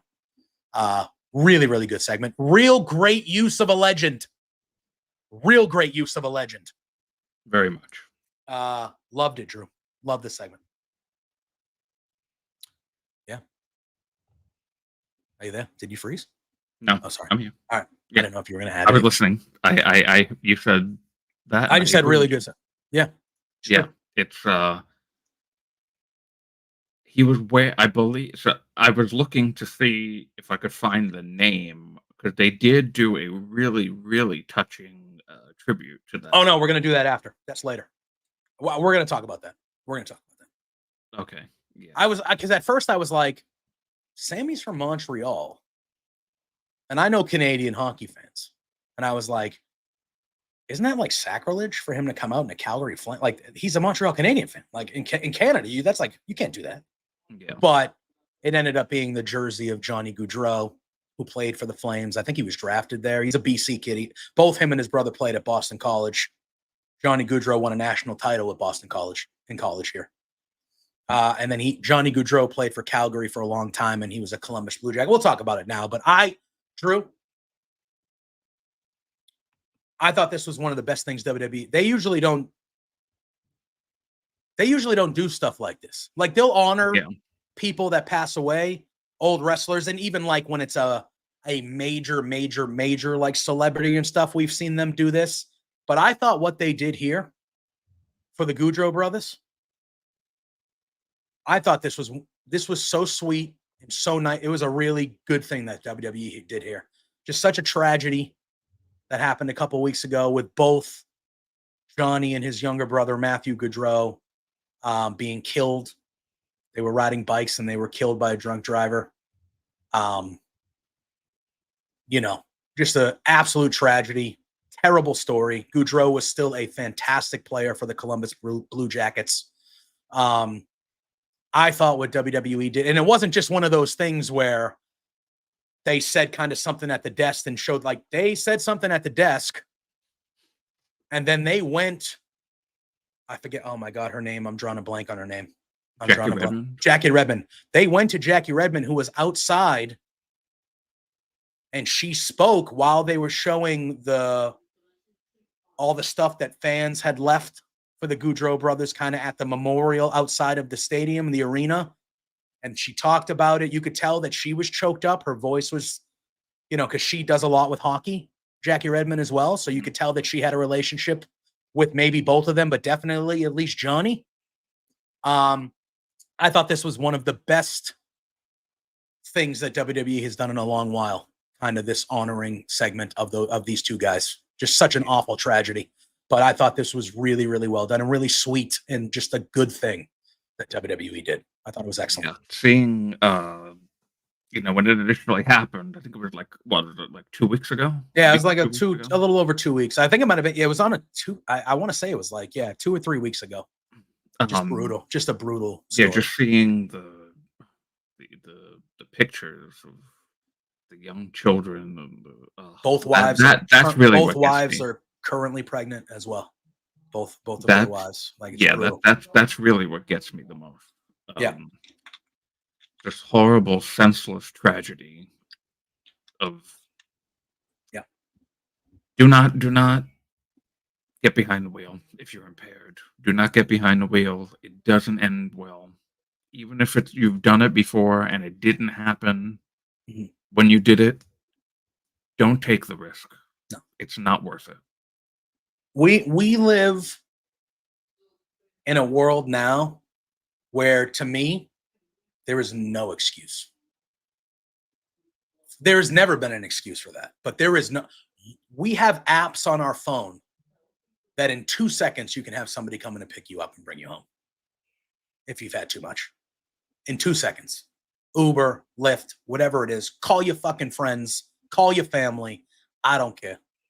When I first started legally drinking, it was, a little illegally too. But when I first started in high school, when you start drinking, my dad, God rest his soul, when he pulled me aside to be like, hey, I'm not going to sit here and tell you can't go to your high school party because I went to my high school parties. I'm not going to be that guy. He goes, I want you to experience your life and figure it out. He was like, but I would much rather you call me at 3:30 in the morning, drunk, if you are, for me to come get you. I might get angry and I might be annoyed when you get in the car, but I'd much rather be picking you up there than having to go to the police station and identify you because you did something stupid. He goes, that was kind of the baseline of, and he told me that when I was like 16 and 17 years old. Like he was like, and that was kind of like the baseline for me, where at that moment I was like, all right, yeah, like I'm never, and now you fast forward over 20 years later, God, I'm old. If I go out with my friends and I throw a good one on, I'm having a good time. I got a little too much of the perfume, I'm not driving. I can get an Uber. I don't care about paying $20 because it could save my life and, more importantly, save other people. Like, bad things, like you said, can happen. And I just think we live in a world now where there's no excuse for it to happen. Yeah. But I just thought such a touching, just awesome thing that WWE did. And I thought, Scott I agree fully. I thought Jackie Redmond was awesome. I thought everybody involved was awesome with what they did for the Goudreau brothers and kind of giving them that little moment there on Raw. I thought it was excellent. And it was obviously heartbreaking, but it was excellent. We then have another one. Braun Breaker now walks up to Pete Dunne backstage. He says, I didn't think much of you when you were running around, running with Sheamus. And then he almost calls him Butch. And Braun Breaker goes, and he goes, sorry, Pete. I love the way he said Pete. Sorry, Pete. You want to talk about you want to talk about doing a character iteration? Yeah. Off of not a 3-second match, but just from the way that this is. Since he won that belt. Yeah. He's such a prick. Oh, it's amazing. And he has no fear of anyone. No. Of anyone. of the tallest guy on the roster, a technical master like Pete Dunne, Jey Uso, Ilya Dragunov. He has no fear, Nope. and it's beautiful. I It's love it. beautiful. I love it. After Braun Breaker walks away, we see Sheamus show up.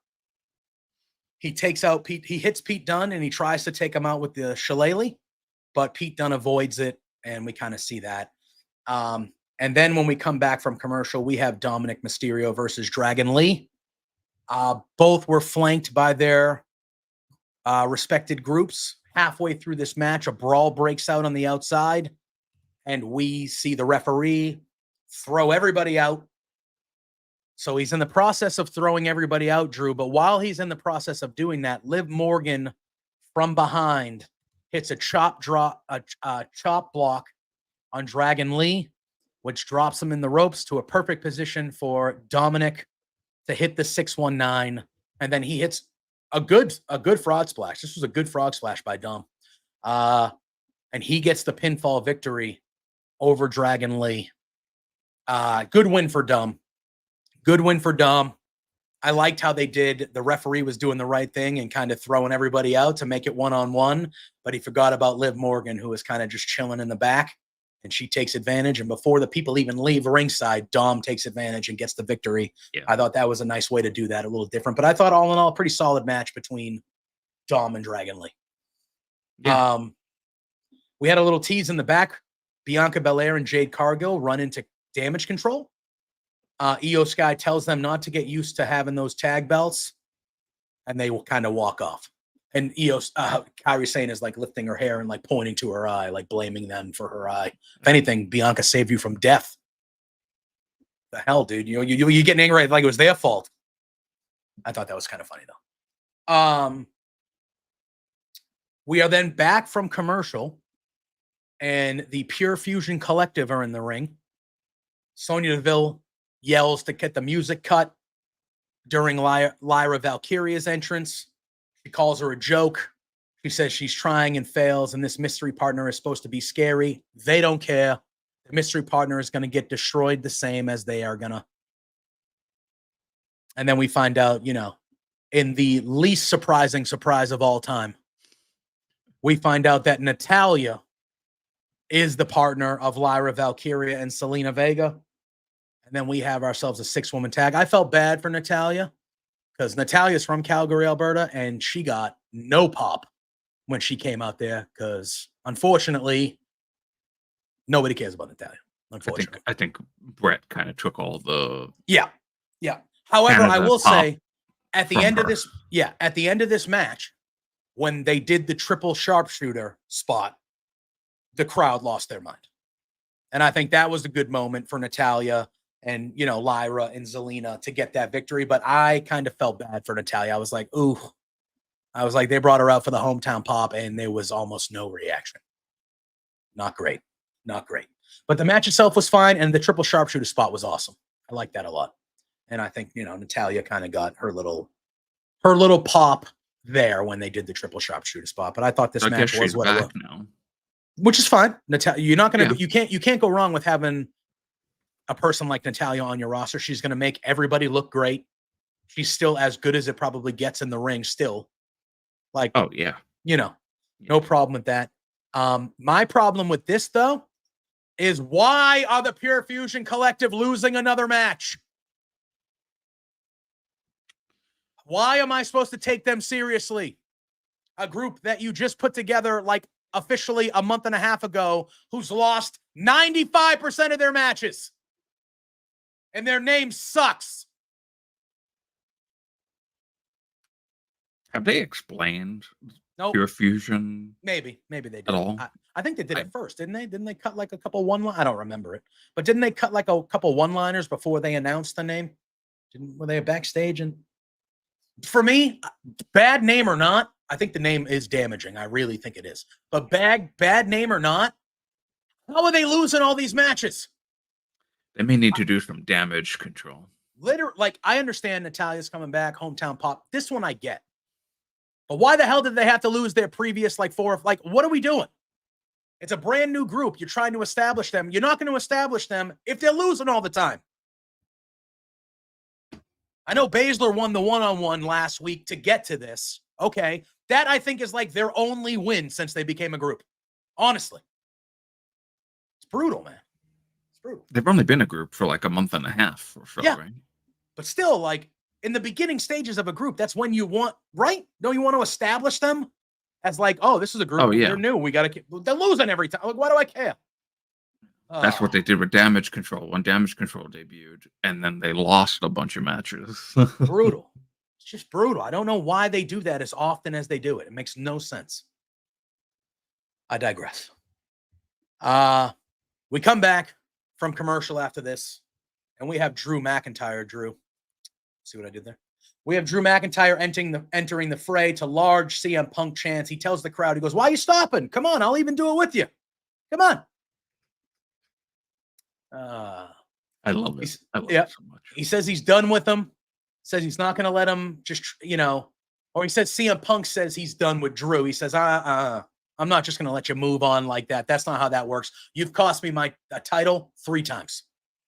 3 separate times you've cost me a world title. He says, I can live. He goes, he can live with himself because he ended CM Punk's career, and that's what he needs. And now it's time to talk about what really matters around and that's him, Drew McIntyre. He's going after the world title, and his first Hollywood movie's coming out this week, The Killer's Game. He kind of promotes that with Batista. Yeah. He said he's afraid he's got some bad news, though, that involves Wade Barrett. And he draws his attention to Wade Barrett. He says, Wade is one of my oldest friends, and they go back decades. They've even been arrested together. That's a story I'd like to hear. And he goes, Barrett is the only voice fighting for him as CM Punk hurt, not just him, but the whole business. He goes, so why did you step in the way when it was time for me to end Punk? He said, I'm not angry. I'm just disappointed. He said, but if you do it again, I won't be disappointed. I'm going to be angry, and I'm going to do something about it. We then get Wade Barrett taking off his headset, standing up to Drew, but Adam Pearce kind of comes out and so I thought that was a little, do you think they lean into that more with Wade Barrett and Drew here? Because we've seen Wade Barrett once. It was in the post presser, not the presser, but the post show where Drew lost his mind and he attacked Pearce, and it was Wade Barrett that had to get off the table and kind of calm him down. And then we saw it last week too, that Wade Barrett got off the table and was kind of like, hey man, like, I get it, but you're going too far. You're going to lose your friggin' job here, man. Like, calm down.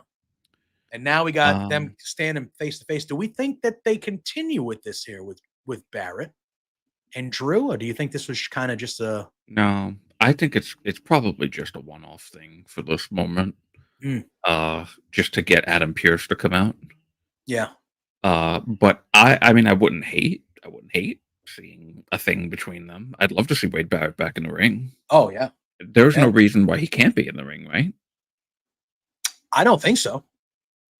I think he just kind of went to do acting for a little bit, and then he came back, and he's just been at the table in NXT and SmackDown and here. Like I don't recall anything or seeing anything that said he can't go. I just think he just hasn't. Yeah, right. But I don't know. Yeah, so if after this feud with Punk, if Barrett wants to get back in the ring, I mean, that means he won't be doing commentary anymore. But yeah, and I do like him on commentary. I do too. He's good. We then see Adam Pearce come out. He says, Drew, I need you back in the ring. I got some news that everybody and you need to hear. And then Adam Pearce says, you might say you're done with CM Punk, but I spoke to CM Punk, and Punk is not done. And more specifically, he's not done with you. And McIntyre doesn't believe him. He's saying no chance after last week that Punk wants another piece of him. He polls the crowd, and of course the crowd is like, yeah, we want it. Drew says that if it's true, then Punk is signing his death certificate. And Pearce says that they have to end it, and it's going to end at Bad Blood. He said one more time, Bad Blood, CM Punk versus Drew McIntyre. And he assures Drew that he'll find peace when it's over, because he'll know in his heart that it's over. because it's going to be inside Hell in a Cell. No, though you got to do it. You got to do it the way Adam Pearce did it. Wait, oh yeah. Hell in a Cell. Thank you. Now that needs to be clipped and shown every time for that people, but yes, Yeah. and that's how it ends. So it's been rumored for a little bit now, Drew, but it's official. At Bad Blood, we are getting Punk and Drew, and what we all assume is the finale of this almost year-long feud in Hell in a Cell. Good to go. I'm all right with it. I'm all right with it. Should be great. Hell in a Cell match. Then they can go on and do different things. I thought this was a pretty decent segment to get to that. I did not mind it whatsoever. See, now, while the positioning of this PLE, Saudi run company, the positioning of this premium live event being where it is now, in where the feud is with Punk and Drew, I actually would have rather them had a match after Punk had a World Heavyweight Championship match. Because I think I may have said this on a different, I don't know if it was on this show or a different show. Punk should have gone for, so when he won the strap match, I think the wisest thing would have been to tell the story. I think while the story's been better post bracelet, I agree. although now WWE is selling bracelets. I don't want to talk about it. After the bracelet is not in the picture anymore. Kind of weird. I don't want to talk about it. That was kind of dumb. I mean, it's dumb. They're going to make $1 million off those bracelets from the sheep. But anyway. Yeah. Well, maybe give the person who you literally copied that design from some royalties. I would hope so. Would be nice.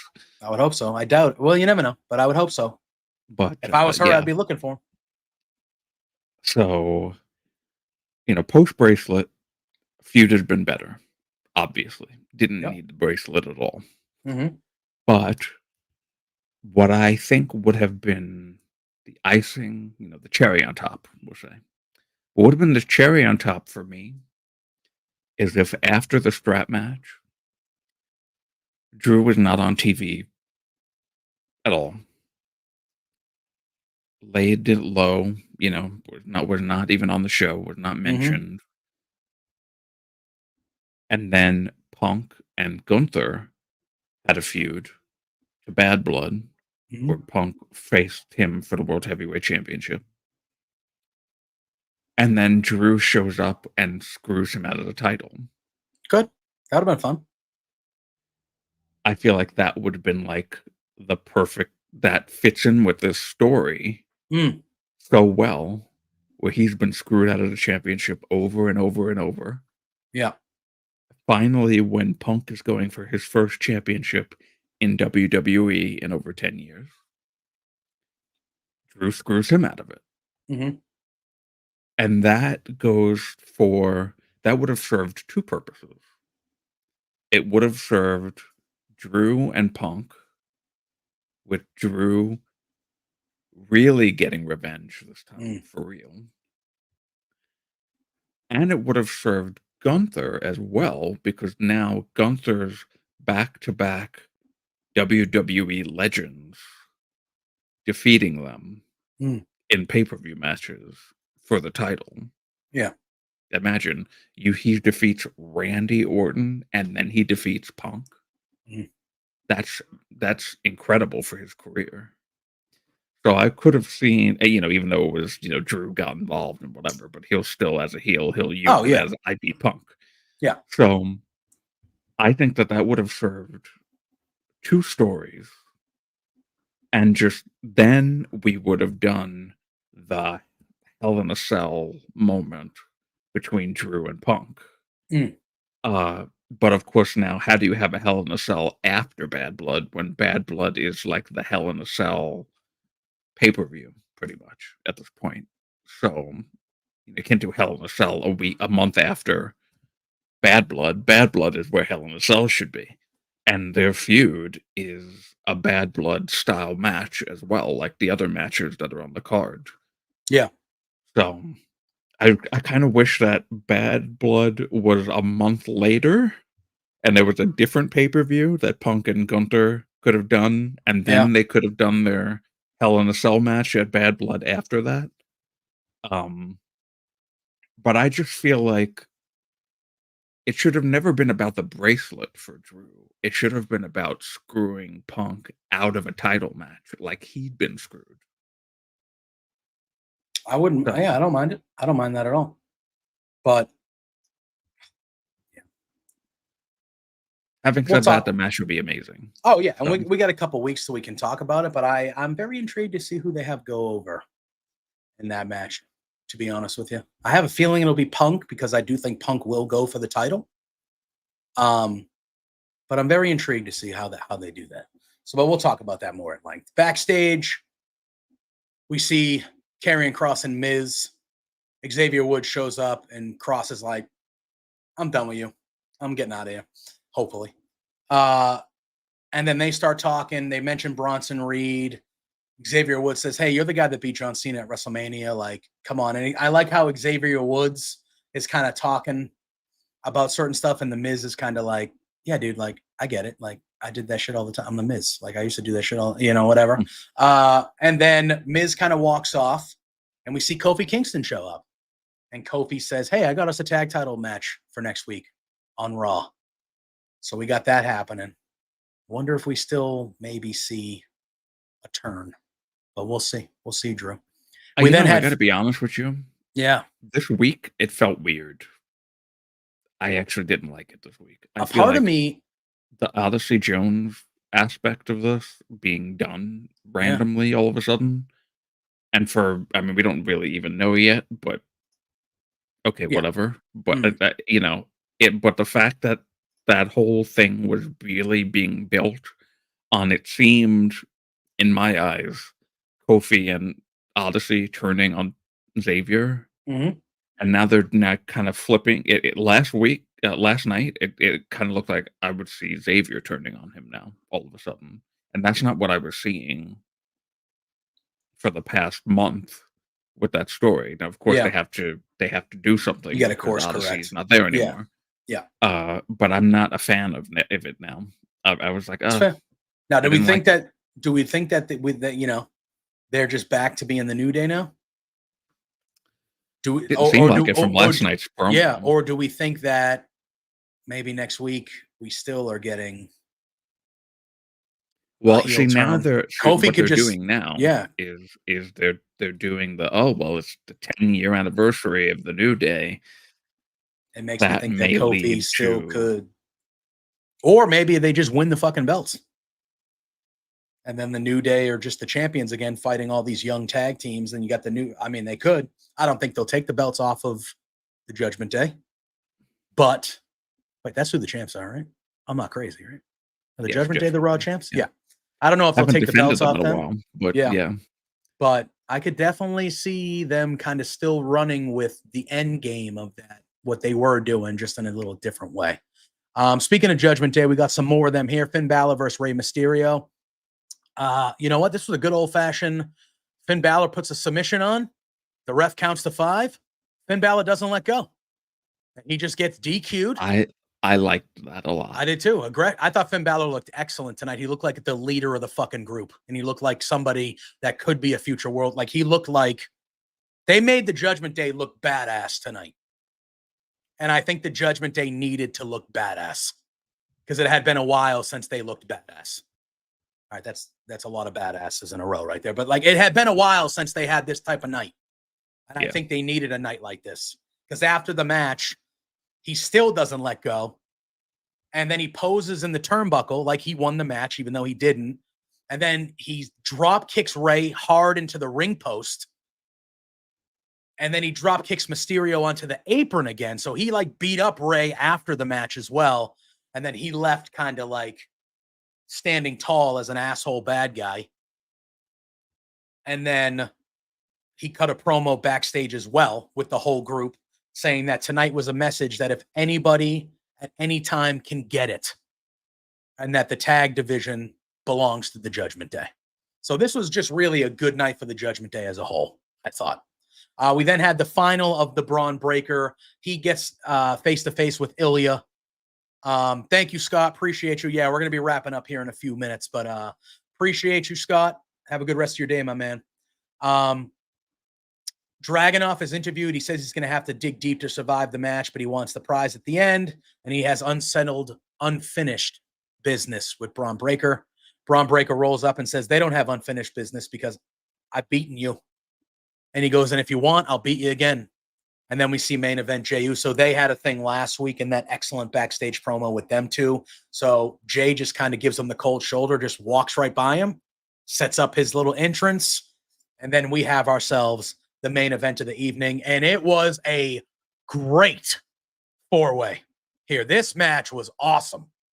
Braun Strowman versus Ilya Dragunov versus main event Jey Uso versus Pete Dunne. The winner is the number one contender for the Intercontinental Championship. I will say this. We talked about it last week. I said that I thought Bronson was going to win his match and Braun was going to come back and take Bronson out during this four-way. Bronson got COVID, and they just reversed it. They just threw Braun in that match. They had Braun win, and tonight, best part of the match was great all the way around, but one of the best parts of the match, Bronson Reed shows up, fucking dives off the timekeeper's barricade through the table on Braun Strowman. And let me tell you something. So that dude when is I watched over, dude. Man. When I watched that, firstly, the way it was shot was beautiful. Mm-hmm. Did not see it coming at all. Oh. And the crowd didn't even really react until Bronson was up on the thing about to do the tsunami. Yep. So like it was beautifully done. Honestly, beautifully done. Braun really helped himself because when they did a replay, I noticed he got some air right before the tsunami, and he cleared that edge of that table. Yeah.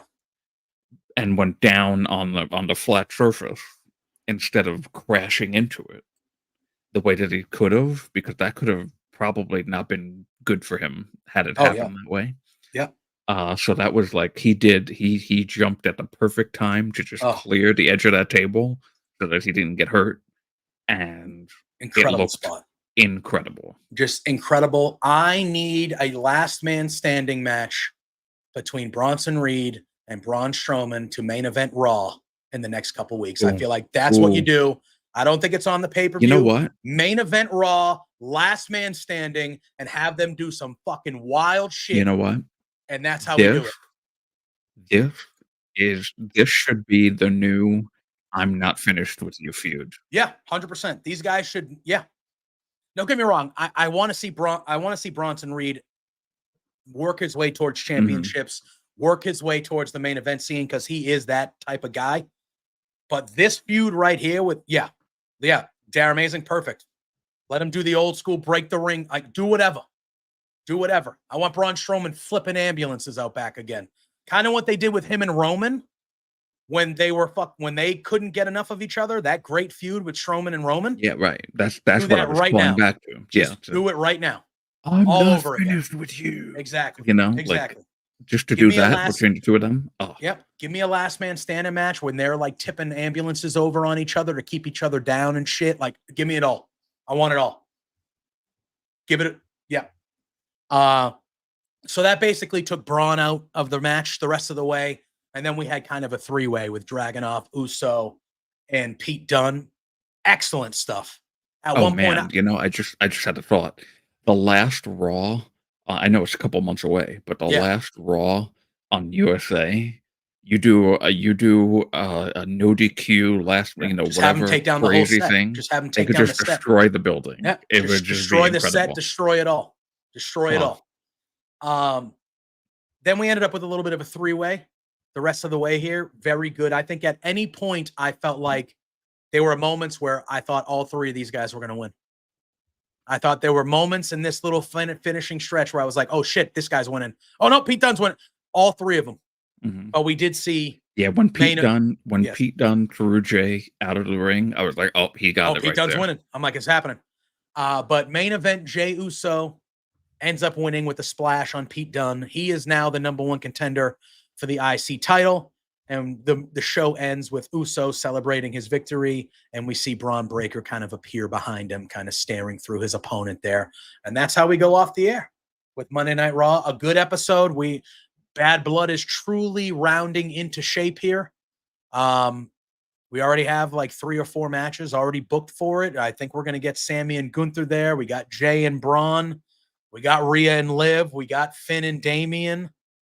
We got Punk and Drew in the cell. SmackDown needs to get some fucking matches on Bad Blood, but whatever. We have like 4 Raw matches already, kind of. But anyway, another good episode of Raw. Another really good Friday to Monday stretch for WWE. We're still humming, Drew. We're still humming. They got good stories. The crowds are hot. Another good weekend. Another good couple shows with Raw and SmackDown. That's going to be it for us today. We will be back here Thursday morning at 10 a.m. We'll be discussing All Out as well as tomorrow night's Dynamite. Not wait to be talking about that. We're going to be talking about All Out. It was a good pay-per-view over the weekend, and we're going to be talking about that and tomorrow night's Dynamite. We're going to get out of here. Drew, let the people know quickly where they can find you before we get out of here, man. Right there. Twitter. Go.